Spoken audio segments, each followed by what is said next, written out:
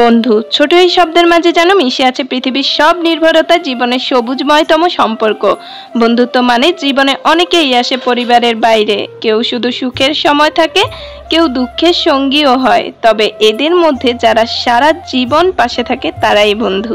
Hello everyone, আসসালামু আলাইকুম। সবাই কেমন আছো? আলহামদুলিল্লাহ আমি ভালো আছি। অনেকদিন পেজে ব্লগ আপলোড করা হয় না, তো ভাবলাম আজকে যখন বের হব একটু একটু করে তোমাদের সাথে সবকিছু শেয়ার করব। কে কোন জায়গা থেকে আমার ব্লগটি দেখছো অবশ্যই কমেন্টস করে জানাতে ভুলবে না। অনেকদিন বাসায় বন্দি ছিলাম, একদম বোরিং ফিল করছিলাম, তো ফ্রেন্ডকে কল দিলাম একটু বের হওয়ার জন্য। আর বাইরে মানে কলেজেও একটু কাজ ছিল, তো সেই সুবাদে বের হওয়া আর কি। অনেকক্ষণ কলেজে সময় কাটানোর পরে চিন্তা করলাম যে কিছু খাওয়া যাক, যে ভাবনা সেই কাজ চলে এলাম সোনাইমুড়ি টোকিও ফুড। এটা নতুন হয়েছে, এটা শাখা মাইজিতেও রয়েছে, তোমরা চাইলে এখানে আসতে পারো। Food quality just wow. আর আমি আজকে ফার্স্ট গিয়েছিলাম, আগে কখনো যাইনি, কিছুদিন আগেই হয়েছিল কিন্তু আসা হয় নাই সময়ের কারণে। তো আজকে যেহেতু আসলাম তাই ভাবলাম যে তোমাদের সাথেও ভিডিও করে শেয়ার করা যায়। আর সবচেয়ে বড় কথা ওনাদের ব্যবহার ছিল জাস্ট ওয়াও।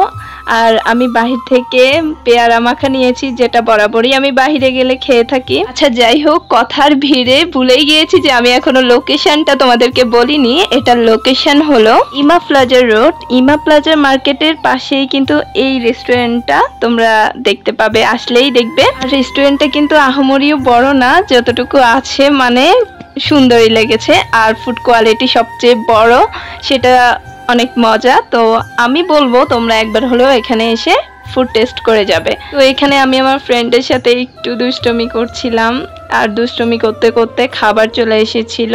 আমরা ফ্রাইড চিকেন, ফ্রেঞ্চ ফ্রাই আর একটা কোল্ড ড্রিঙ্কস অর্ডার করছিলাম। এটা একটা কম্বো ছিল, কম্বোটার প্রাইস ছিল 160 টাকা ছিল, মানে খাবারের মান অনুযায়ী প্রাইসটা কমই ছিল। আর একটা লাচ্ছি নিয়েছিলাম, সেটা প্রাইস মনে নাই।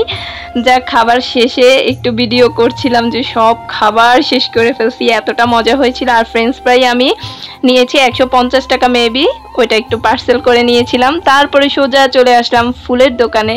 আমার ফ্রেন্ড ফুল ভীষণ পছন্দ করে, তো সে ফুল কিনবে, তাই আমাকে টেনে নিয়ে এসেছে ফুলের দোকানে। তো আমি ভাবলাম একটু ভিডিও করা যাক।